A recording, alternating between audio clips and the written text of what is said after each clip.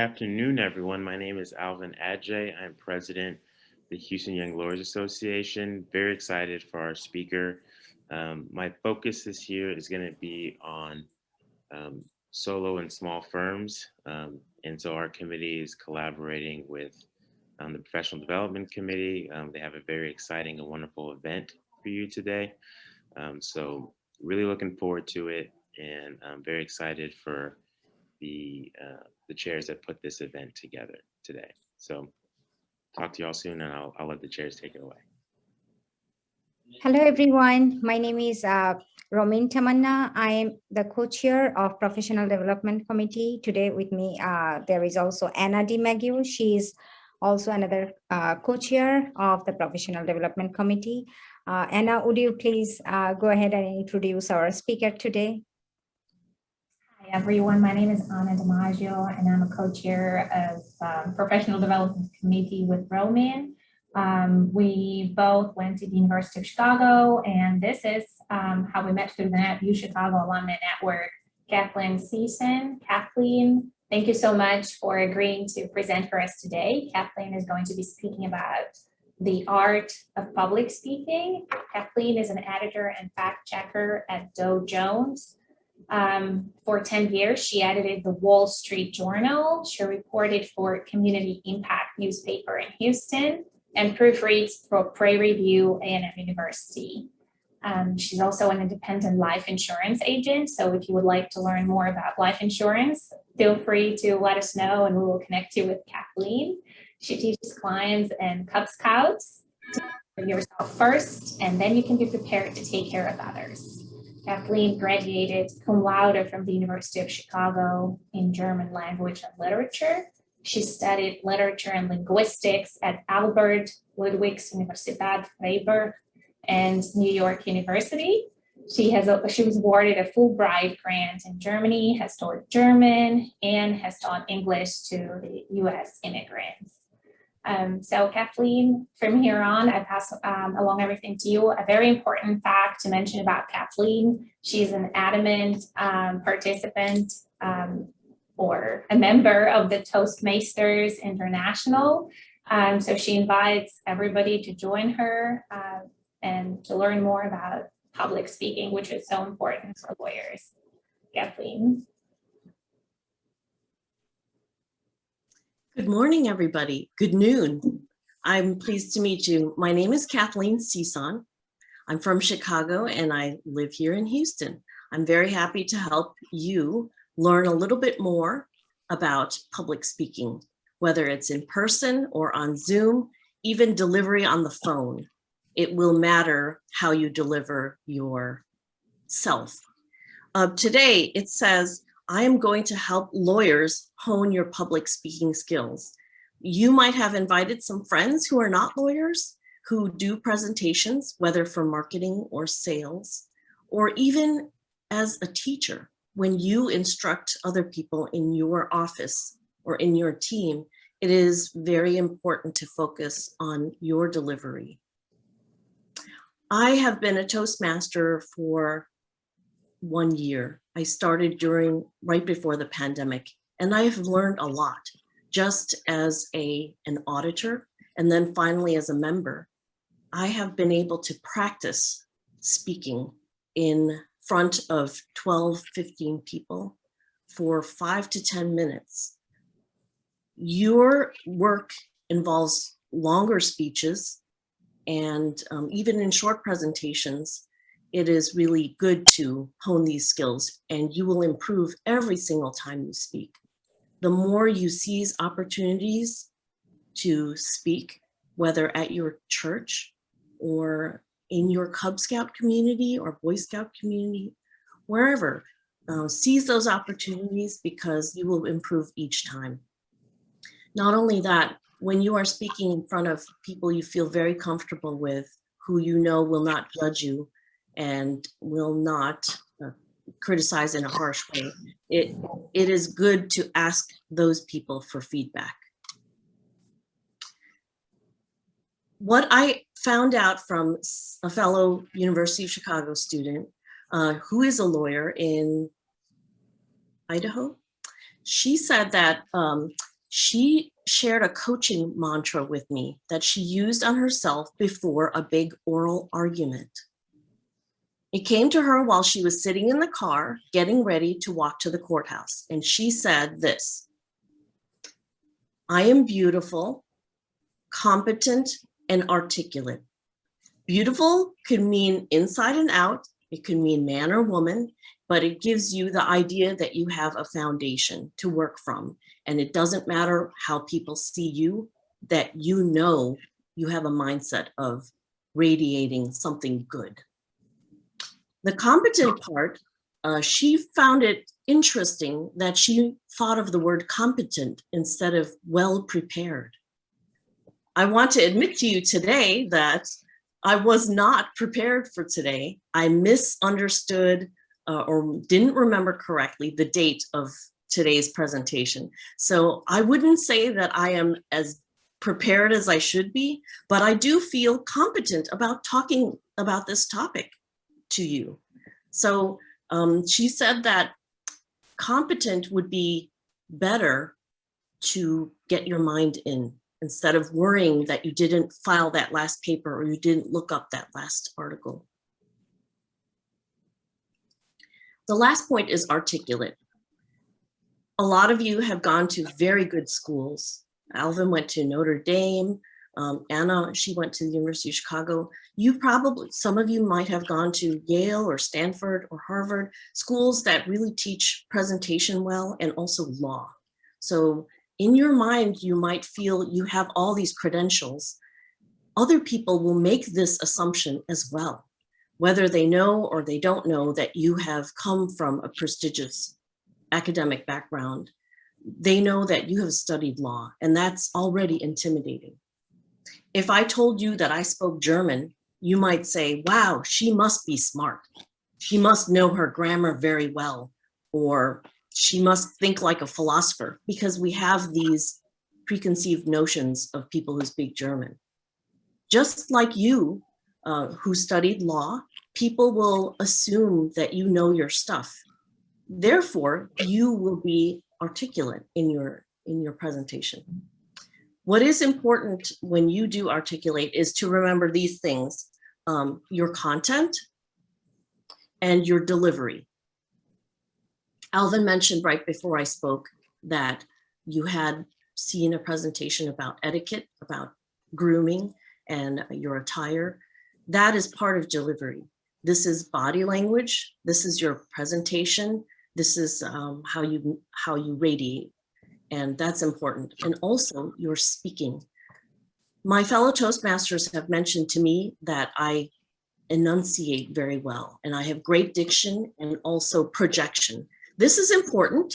Not everyone has this, and over the years you can develop it, but maybe it is not your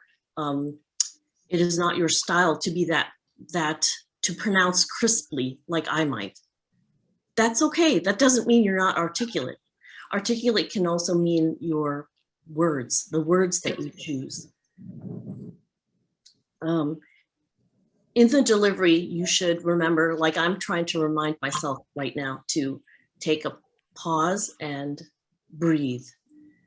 If all of you have a chance before you present to do box breathing, which is something I've learned with breathing meditation, that will really help you, not just to calm yourself down and help your thoughts line up, but also relax the nerves in your brain. Just clear out the confusion and tenseness that you might feel. So I'm going to take a deep breath right now and then move to my first topic, which is the content.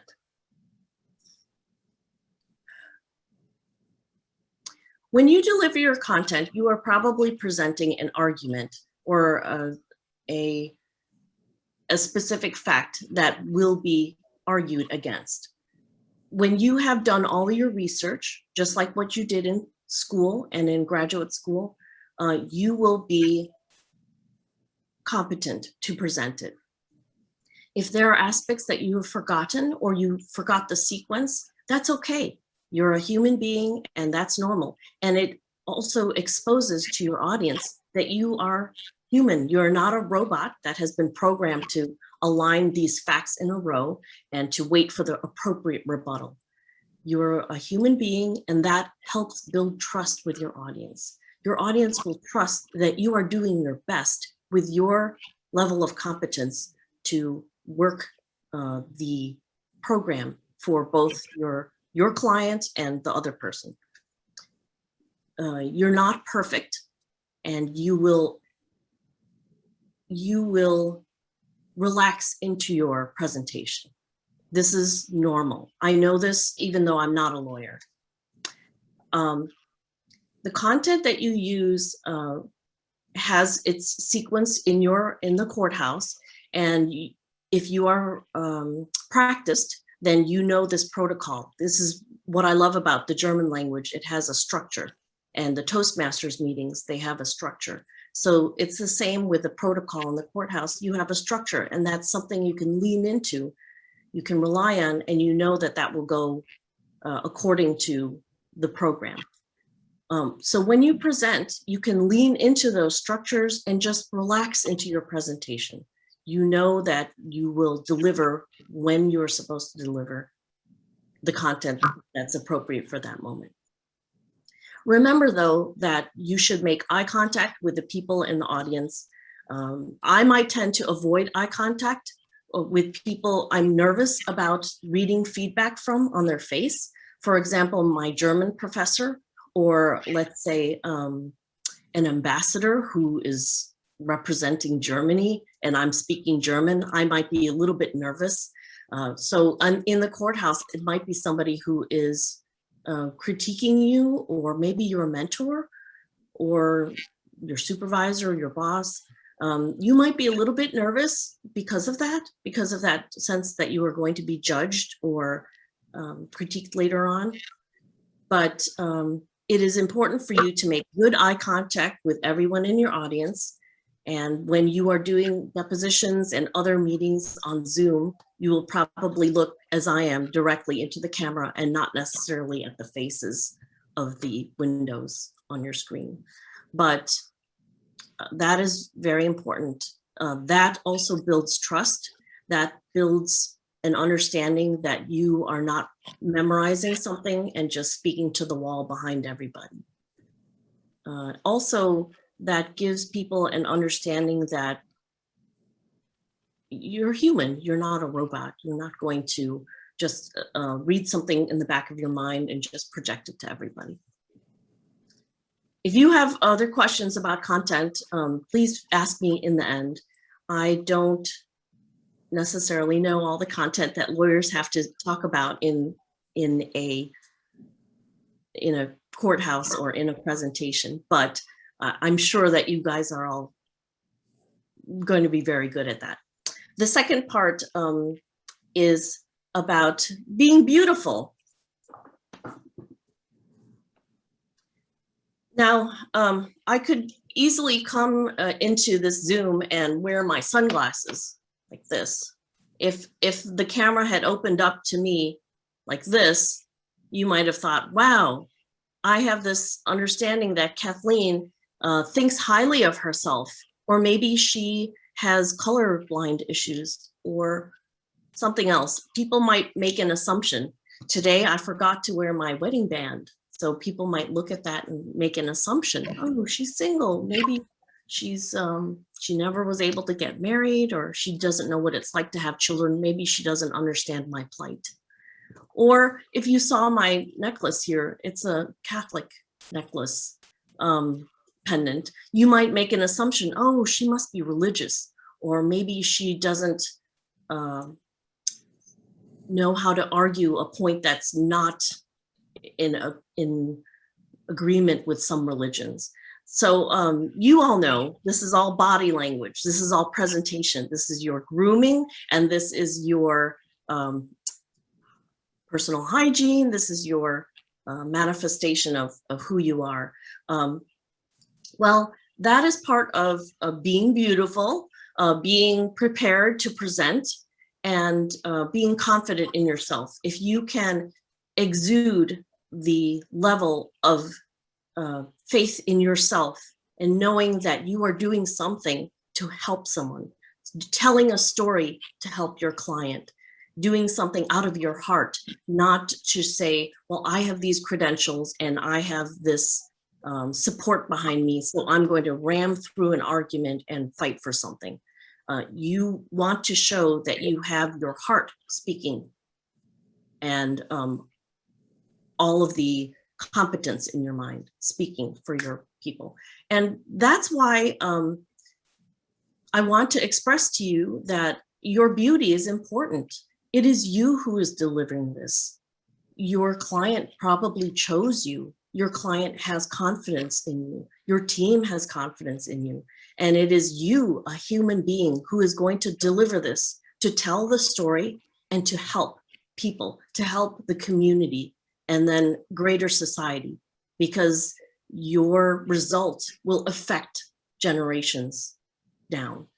This is you. It really is about you radiating your goodness to other people through what you say, and without saying anything, through how you present yourself. I hope you understand that. If you have questions about that afterward, I would be happy to communicate more about that. And then articulate. Articulate is the aspect of delivery in any presentation, whether on your computer or in person.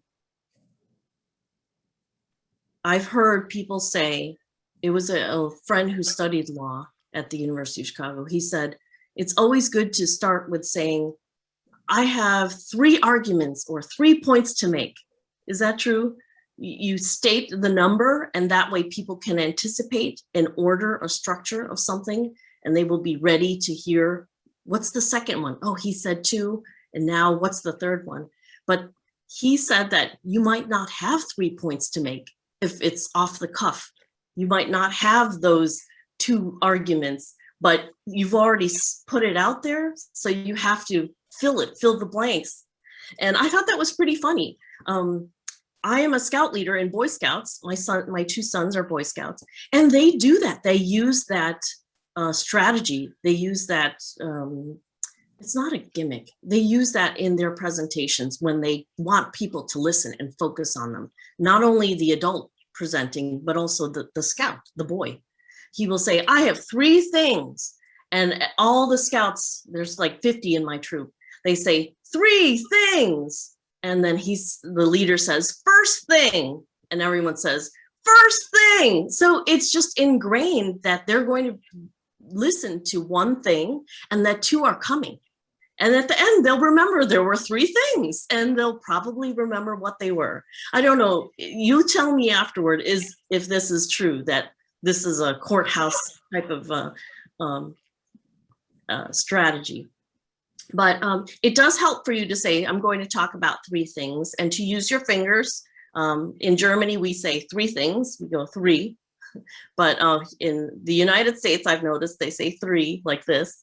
So you could say, I'm going to talk about 3 things. I'm going to talk about being beautiful, being competent, and being articulate. And those are the core of what you will need to improve in your presentation. This is what my friend said.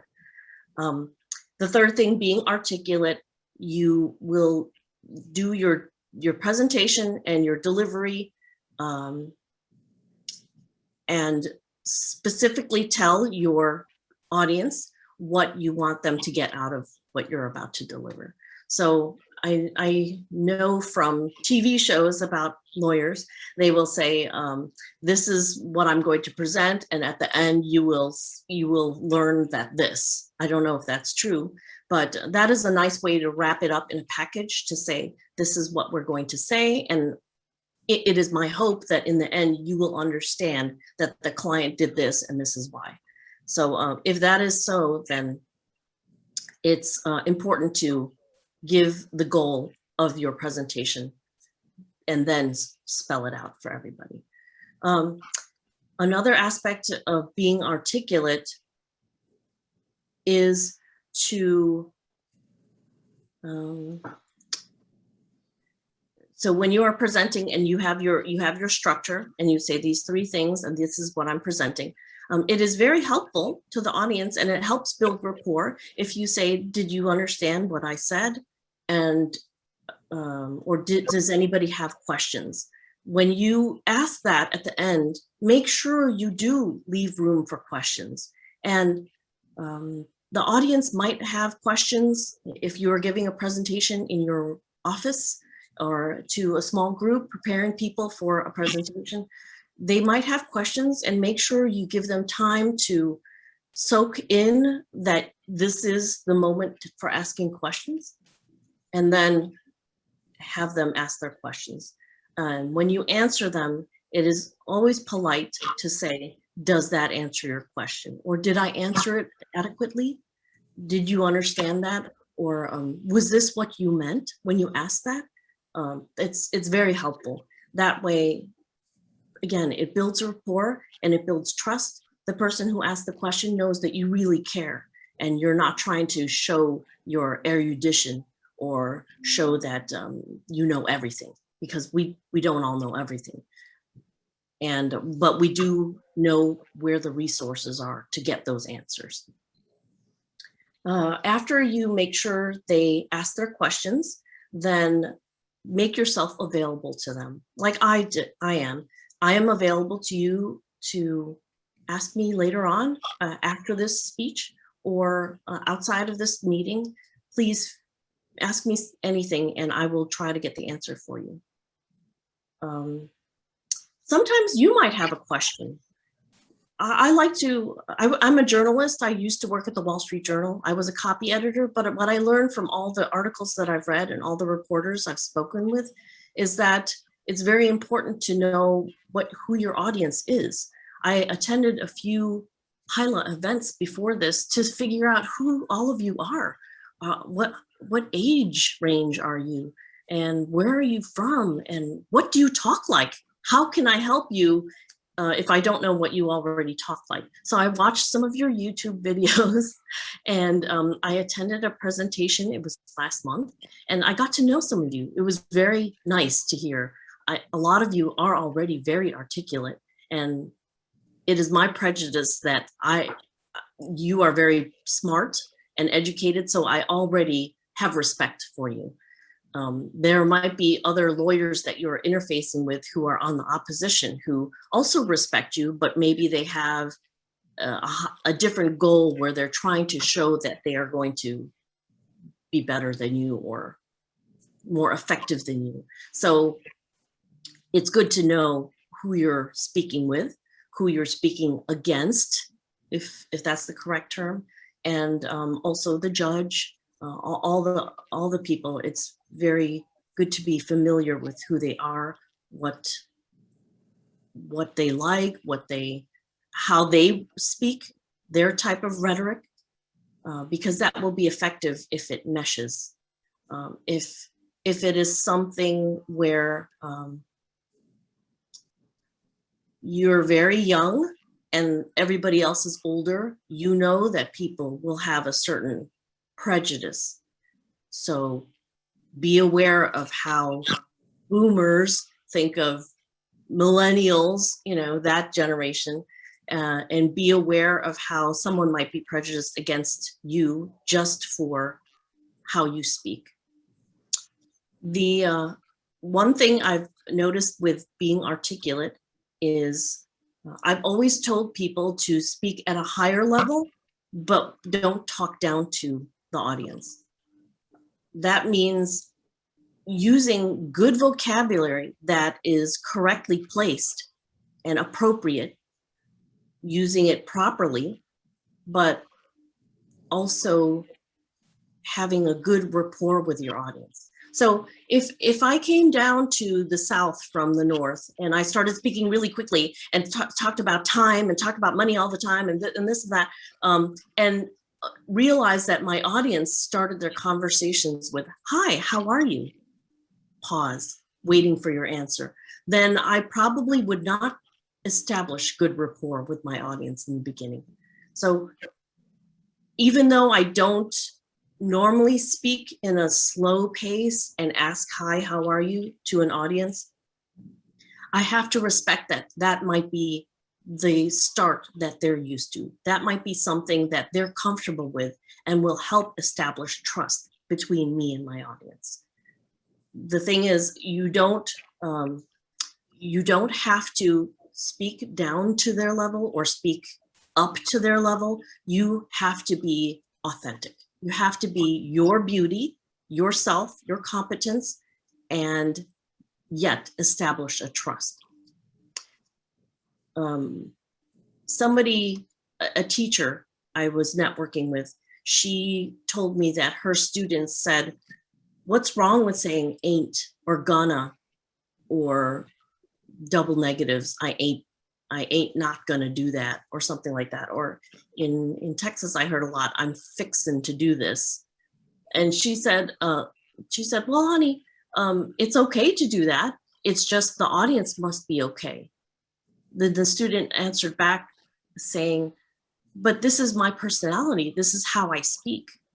Yes, it might be your personality and how you speak, but sometimes the content that you have might be elevated. So the audience anticipating your content might already be prejudiced against it because of the wrapping that you use, the way you spoke, the way you articulated. You know, when you hear a Southern drawl, you might assume this person might be a cowboy. Maybe they didn't go to college. And so that's the package that I'm trying to tell you about. That is the prejudice that people might have. If you have a lisp, if you scratch your head all the time, or if you always pushing your glasses up, you know, those types of things that as part of delivery and articulation, that might make the audience doubt or not understand what the content is. So I gave this teacher the advice that yes, someone might speak with a drawl or might have double negatives or use improper words. Sometimes people will say, I axed him, or especially, you know, those things I hear a lot. Might be because that's how they've heard it, but that's not how they learned it. So if you are going to look at the content of what someone is saying and be judging the wrapper, you know, it could be like a Tiffany diamond in a recycled Amazon packaging. It could deter you from delivering what you really wanted to deliver. Or it could be great. It could be a great rapport, great trust, and trust building. And then you say, and here is the content. This is what I'm trying to tell you. I'm speaking in your language, but just be sure of who your audience is. Be sure that you are not being inauthentic. Speak to your audience the way you would speak to somebody that you trusted and you care about, as if that's your client, and then present it with care, but also establish good rapport. That is the articulate part. I can't think of anything else that I could cover to express that further to you as lawyers. In the name of the organization, HYLA, HYLA, the young part, I want to talk to that aspect. When you hear people talk nowadays, or maybe it's just, I've been here in Houston for 5 years, so I don't know if it's a Texas thing or a Houston thing, or maybe just the new speak. You hear a lot of people say filler words that they seem to just come from young people or from, I'm not really sure. Really, I'm not sure.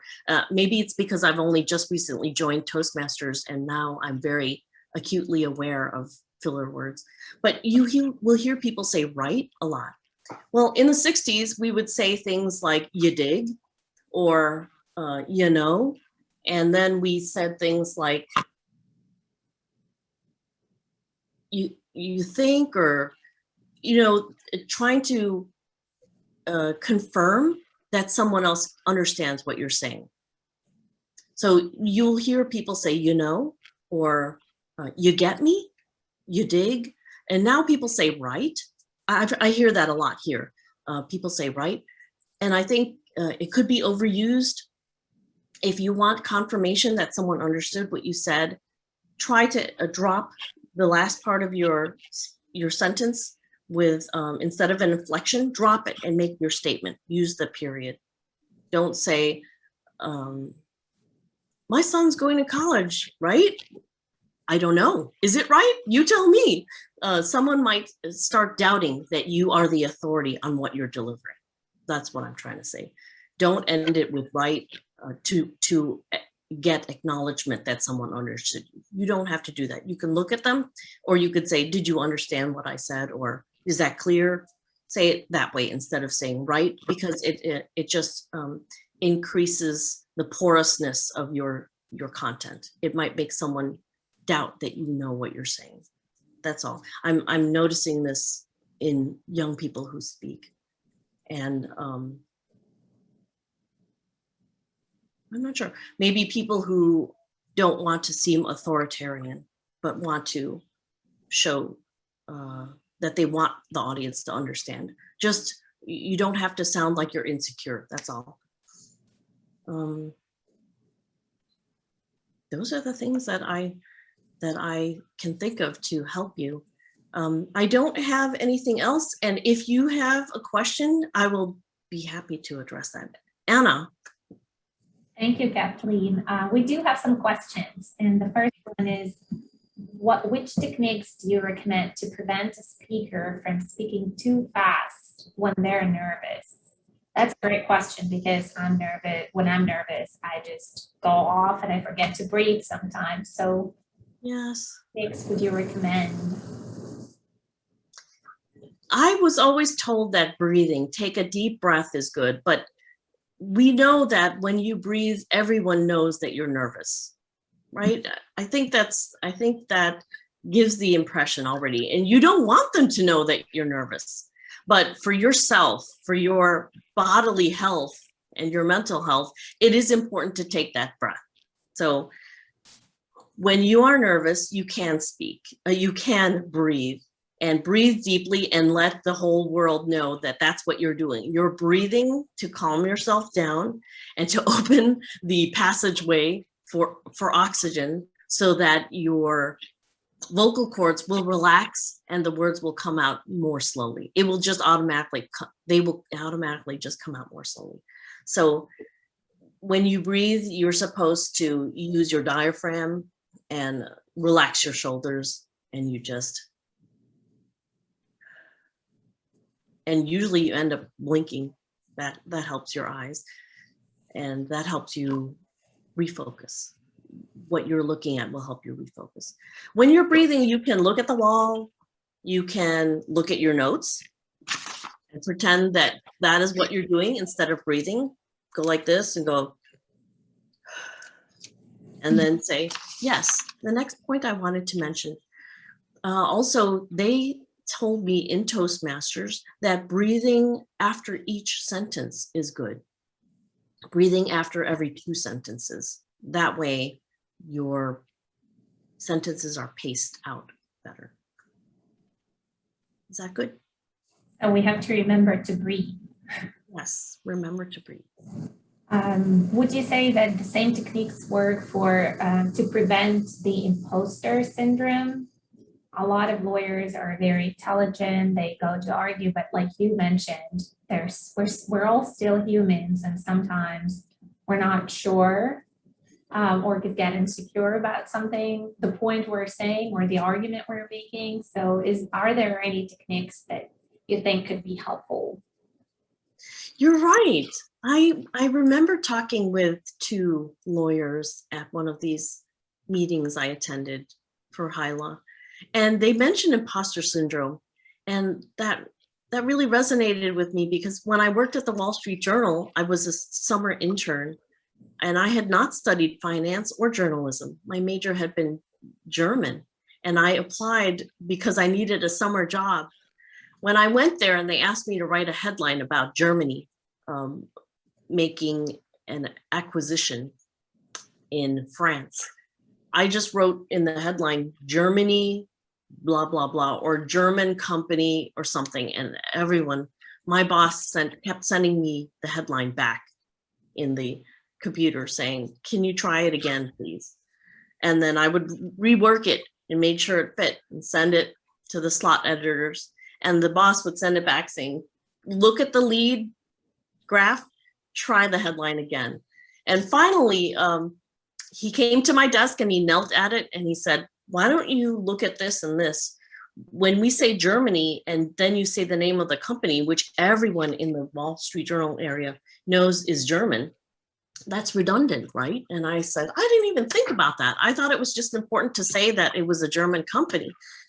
And I felt, wow, why am I here? Why did they pick me? I didn't, and I started going in my mind, I didn't major in this and I didn't this, and they're hiring me and everyone has gone to Missouri to study journalism. And this is probably what you feel. You studied law, you should know this stuff, but you might not know that one piece of information, or you might not be sure. Was it 1862 or was it 1864? If I misspeak, will they doubt everything else I just said? Imposter syndrome is so big, especially among young, talented people. And I understand that you might feel insecure. You might look at the whole group of people and see all these older people are already doubting me just because I'm young, just because I'm here trying to present this. So what is my solution? What is the prescription for this? All I know is that it's in your mind, it's your mindset, and you have to believe in yourself. Think about the I am beautiful part. It doesn't really matter that it's 1963 and 1969. What really matters is that you have your heart in your delivery and you care about this person, you care about the society, and you care that your performance will affect law. And you should have confidence that you are doing the best that you can and you are very competent. I can't express how to give you this confidence, but it comes from your authenticity. I hope that helps.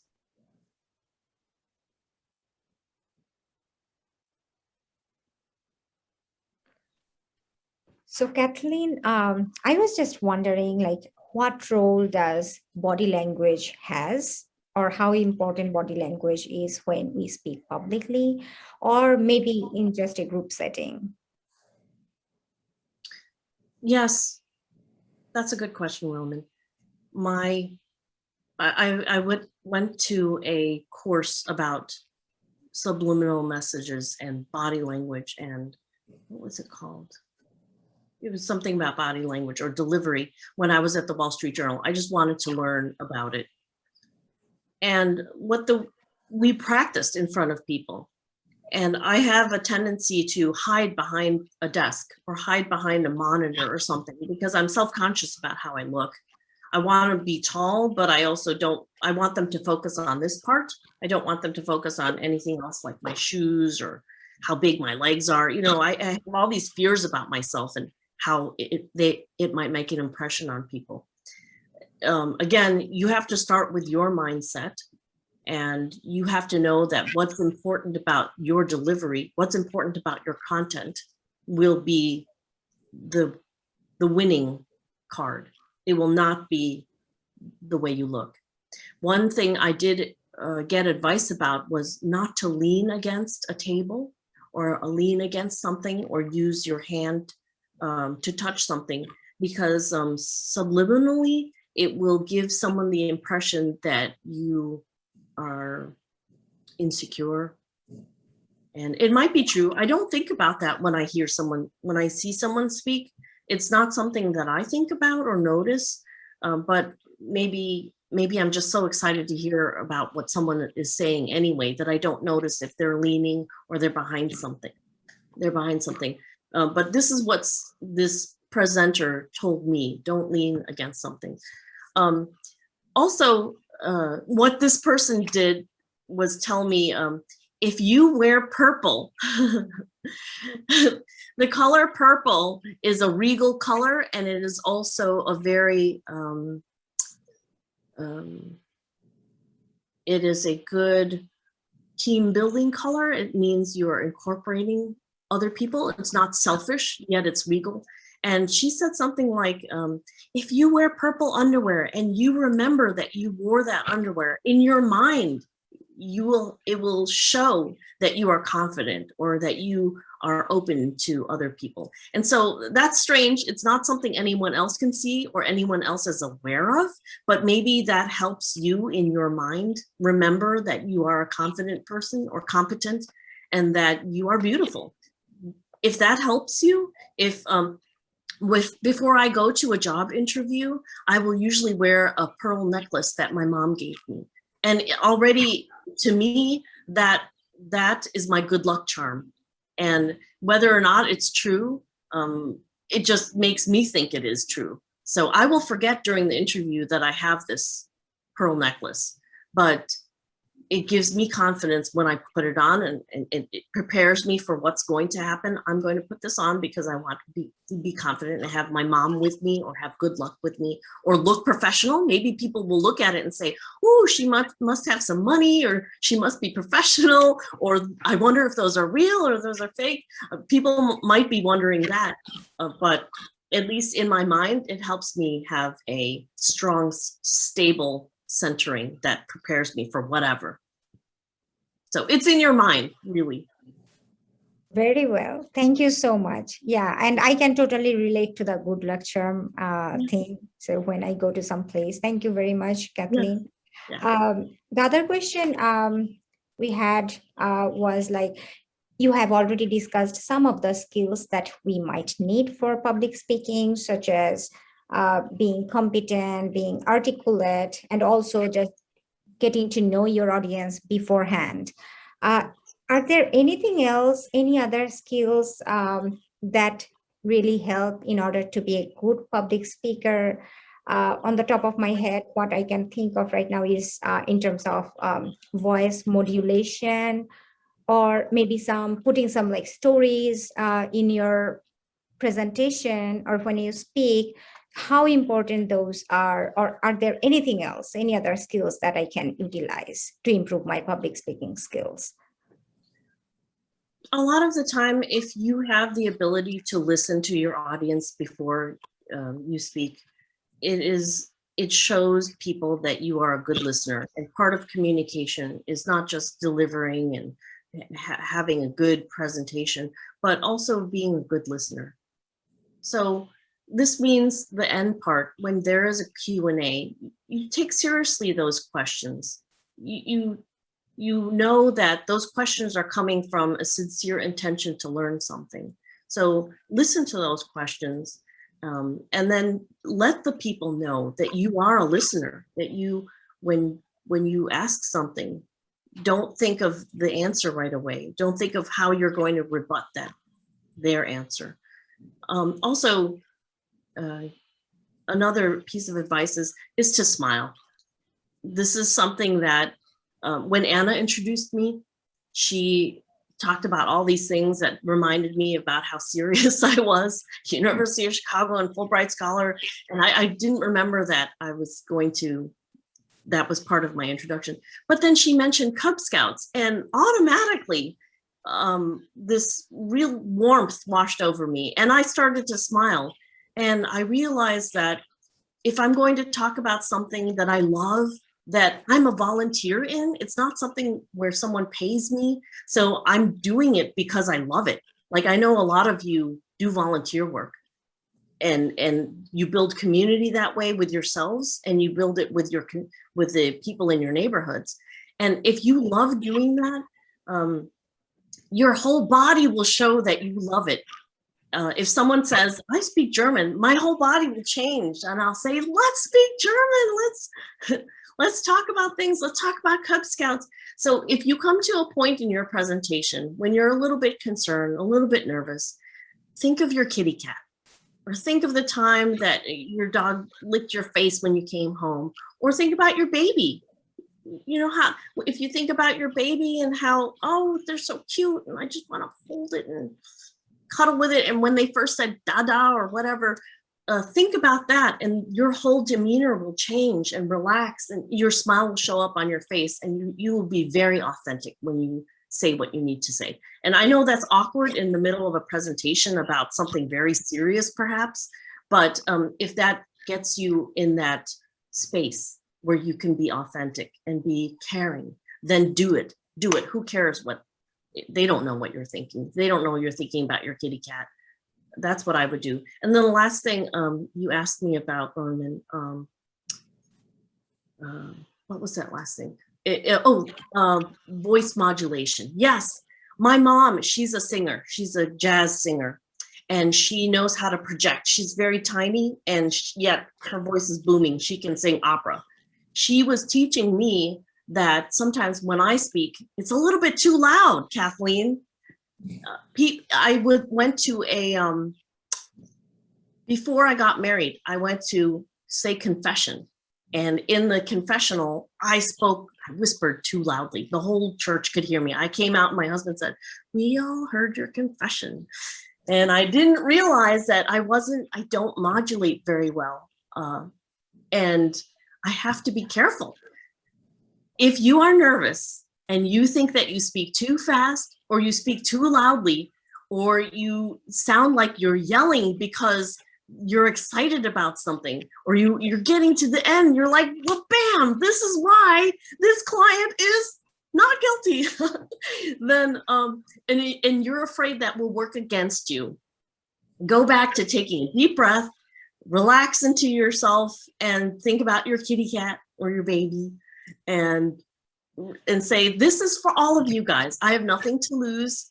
I'm a human being, and I know at the end things will work out as they're supposed to work out, and that will help you. You do have to take a deep breath to slow your pace of speaking, but everything else, it will work out, and just be good with yourself. Be confident about yourself. I totally agree. Thank you. So you have already touched a little bit on that facial expression. So Yes. is there, okay, so just trying to learn a little bit more about facial expression. So does too much like smiling, does it help, or how serious should I look, or should I change my facial expression? I mean, over the course of a presentation, just if you could give us some insights on that. Yes, I wish I had observed some of your presentations before, or some of your courthouse delivery, to see what type of content it is. I do know that by smiling, my father is Asian, he's Thai. And sometimes when he smiles, it makes me think, is he smiling because he's criticizing me, or he feels a little bit haughty and he's like making fun of me? I'm not sure what that smile means. Sometimes your smile might be perceived like that. But if you are smiling with the appropriate content, then of course your audience will understand that you are being a human being. What other facial expressions could you use when you're presenting? You can show a furrowed brow. You can show that you're concerned about, you're very passionate about what you're about to say. You will lean forward. That is a delivery technique. And you will use your hands. The only thing I can think of about facial expressions is just smiling to establish rapport and to show that you are a caring person, and making good eye contact. I don't know what other facial expressions you would be using while you're presenting in court. Kathleen, I have one more question. How do you keep the audience interested in a subject that may not be the most exciting subject to them? I think some of our lawyers are working in-house and they have to deliver presentations or even for the lawyers and law firms who are going out and venturing to get more clients. During those presentations, they have to deliver a lot of technical legal content and still keep the presentation and the discussion engaging. And sometimes the audience doesn't consist of lawyers, it's not familiar with the legalese. So are there any tricks? I remember I heard that you should tell a joke, you should keep the pause to wake everybody up or engage with questions. Are there any other techniques that you think could be helpful to keep the audience engaged?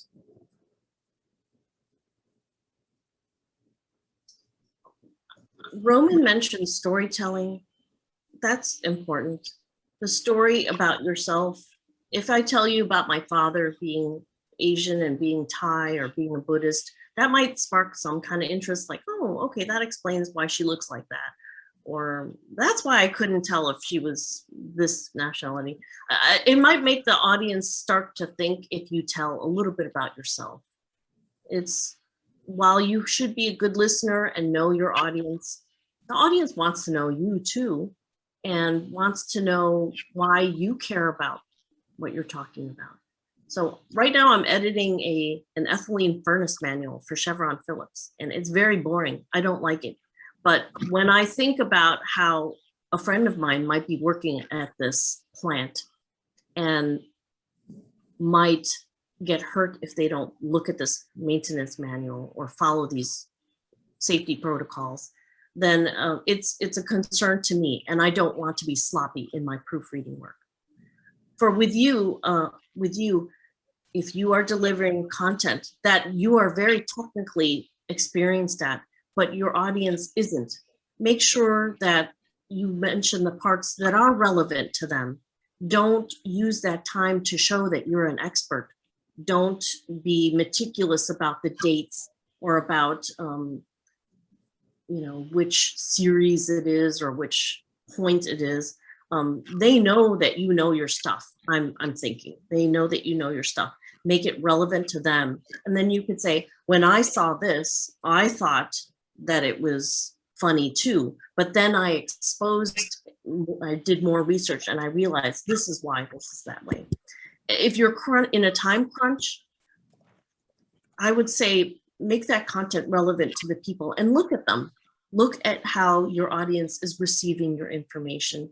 If you can see that they're dozing off, you don't have to call them out or tap them or stand in front of them. You can just pause and you can say, you know how when someone parks on the wrong side of the street, other people might assume, ask it like that, make it pertinent to them.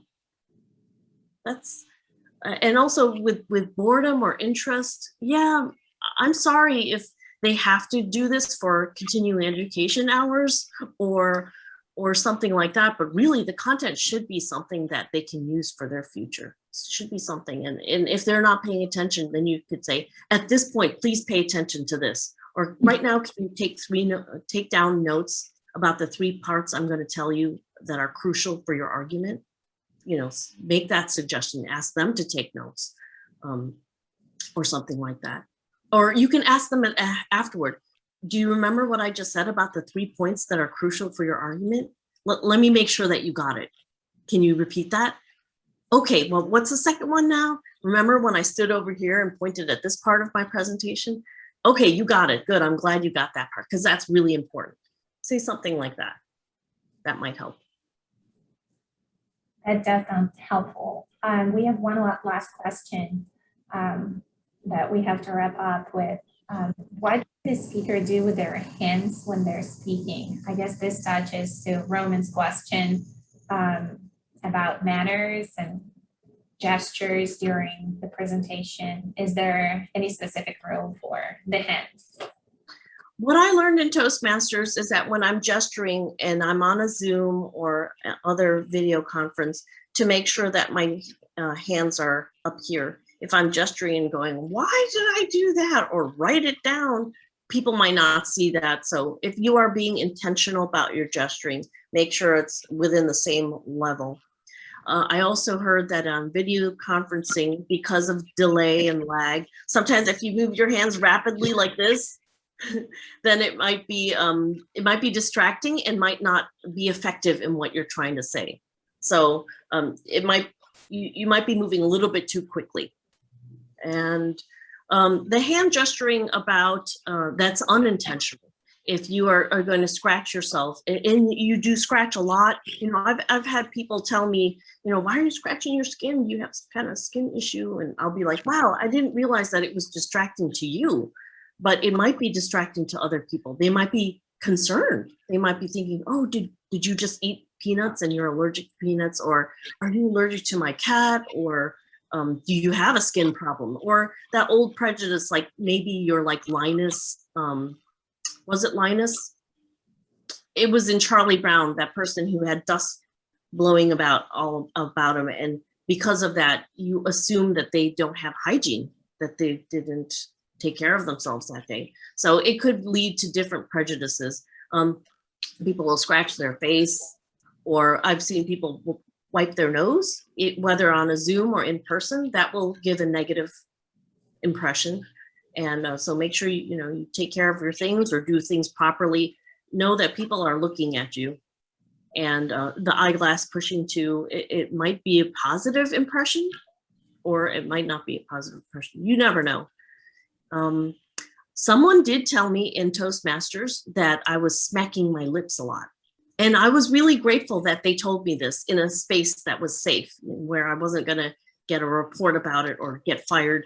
But they said that it was distracting to them when I would smack my lips in the middle of my sentences. So some people could be prejudiced against that. Just be aware that those are things that people might be looking at. And as best as you can, just be relaxed and natural. Thank you, Kathleen. You're welcome. Looks like we probably may have one more question we can probably cover in our time. So Kathleen, some of us have the tendency when we make a presentation, or maybe when we argue our motions in the court, just to read from a note or from an outline in front of us. So to what extent that should be okay? So can doing it too much may mean that I'm less confident, or I'm not that competent, or maybe I'm not that prepared. So to what extent would you say that that would be okay, just to read from a note, or at least to look at my outline to help me? I think in a courtroom, it might be more of a distraction. It might not trigger that you are not prepared. I think that is maybe of 4 points, that might be the last point. They're worried that you are not prepared. The third point might be that you are nervous, and that's okay. You're nervous, but you're reading from an outline. It's right there. It's correct. It's accurate. Don't speak from memory if you are not confident about what is to be said. If you're reading it, you are doing a correct thing, and you're giving everybody the facts. So that is a good thing.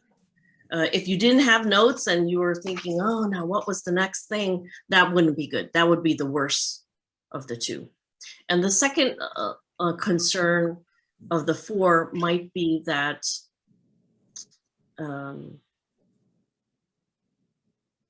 I don't know, might be that you just want to make sure things are following protocol. You are within the time frame, so you're not going to go on a tangent and take too much time. And then the first thing is, I think it's okay to read, but don't make that hamper your projection. If you're going to read and look down, your projection will probably not be good. And then the audience won't really know who you're telling this to. You might just be telling it to yourself or to the world, but without eye contact, the audience is not really sure that you maybe believe in what you're saying or you have heart in it. So that would be the number one disadvantage of reading from an outline. But I think it's okay. Just don't let it hamper your projection. Okay, thank you, Kathleen, so much for today's speech. We have to start wrapping up. Today's course for CLE, course number was 174125442. It's also included in the chat for the panelists and attendees, 174125442. If you don't hear it or you have any questions, feel free to contact us. And thanks again, Kathleen, for the presentation, for the great advice, for all the insights. They were very helpful to me and to all the other lawyers. Thank you for having me. Thank you, Kathleen. Thank you. Goodbye. Have a good day. Bye.